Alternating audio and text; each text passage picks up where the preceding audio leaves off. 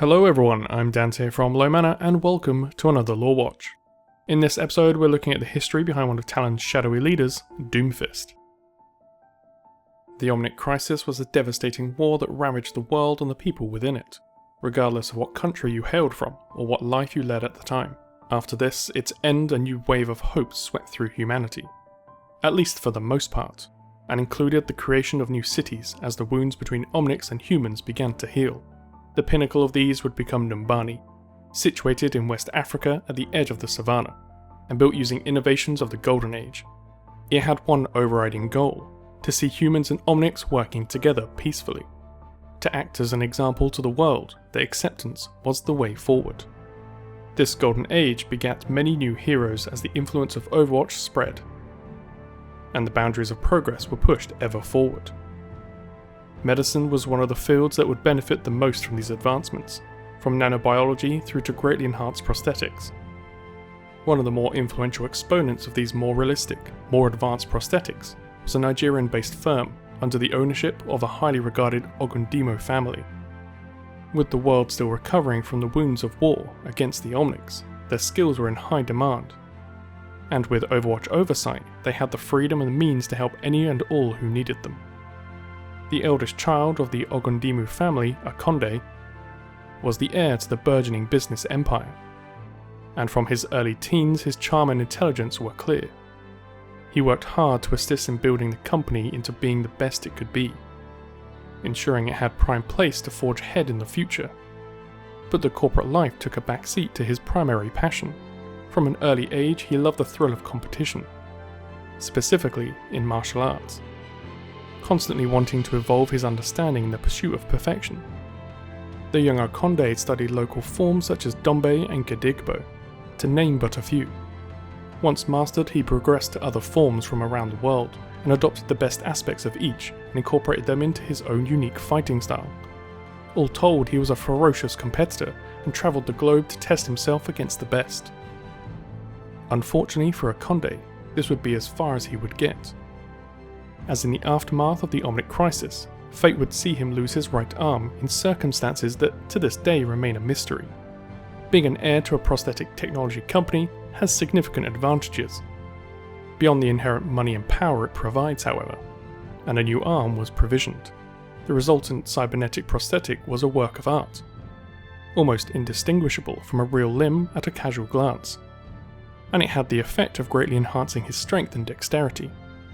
For obvious reasons, and to Akonde's eternal disappointment however, he could not use his newly gained strength in competition. The power of the prosthesis was such that it rendered him ineligible from all competition. And with that crushing realization, his dream was over. In an attempt to quell his disappointment, he turned his attention to the family business, hoping to gain some satisfaction he had once gleaned from combat.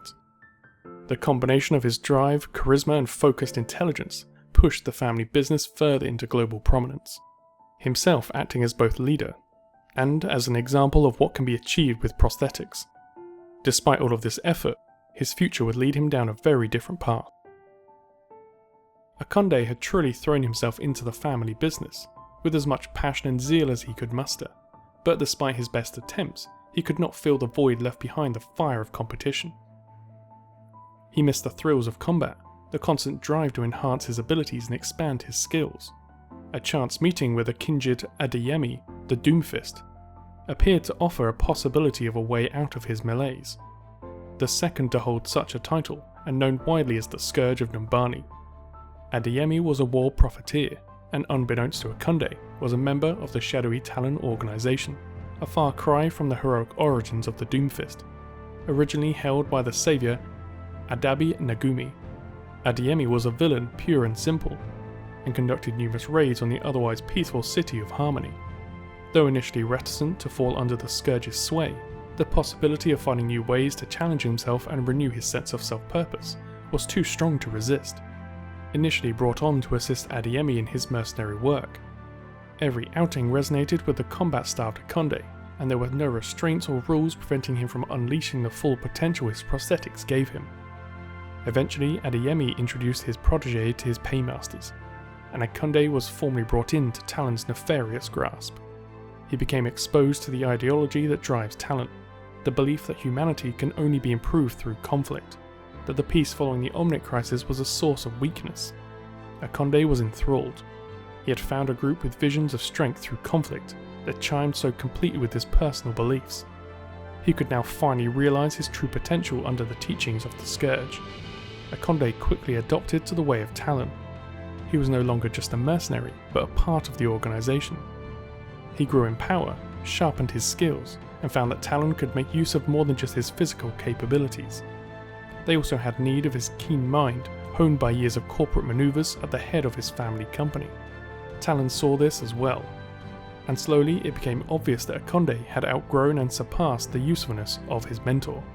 Having fought alongside the Scourge for some time, he knew the power of the Doomfist gauntlet and wanted to claim it as his own. He confronted Adeyemi, easily defeating him and claiming the Doomfist for himself. The third generation of Doomfist was born, and Akonde became the successor. Over the years he would incorporate further cybernetic enhancements into himself, in order to fully utilise the potential of the gauntlet. He was more powerful than ever, and it had not gone unnoticed at the top of Talon. Seeing his adoption of their principles and ability to see the larger picture, he began to quickly advance through the ranks. The true nature of Talon became clearer than ever by the day to the new Doomfist, and each new revelation brought him closer to their core. They were no mere criminal organisation out for themselves. They were going to challenge the entire world, bend it to their will, or break it trying.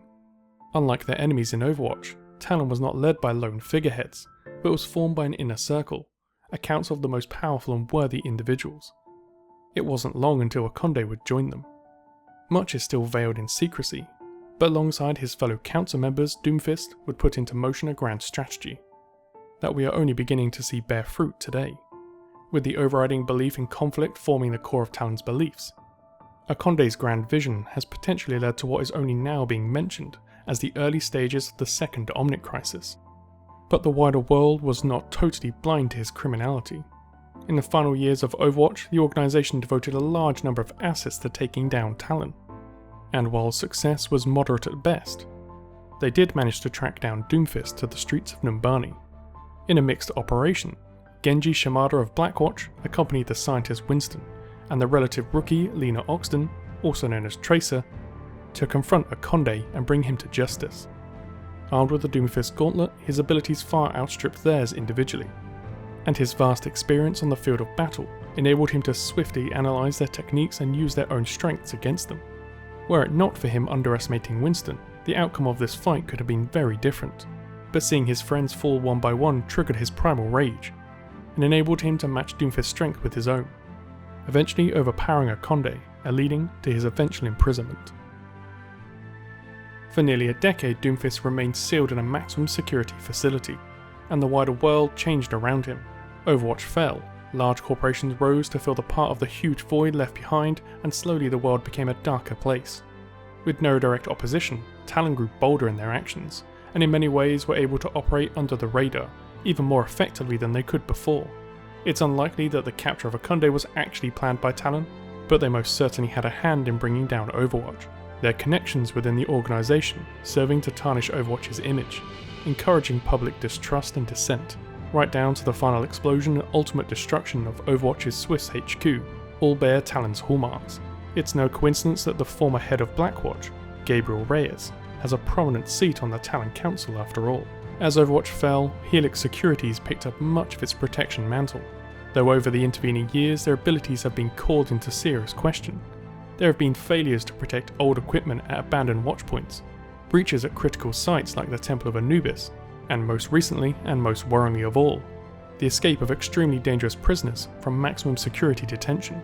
Following a seamless operation led by Reaper with the support from numerous specialist agents, Doomfist is once again free. Within days he had reclaimed his eponymous gauntlet that had been the prominent feature in the Numbania Museum, effortlessly destroying the opposition in the process, and proving his power had not dimmed over the years, even without his defining weapon.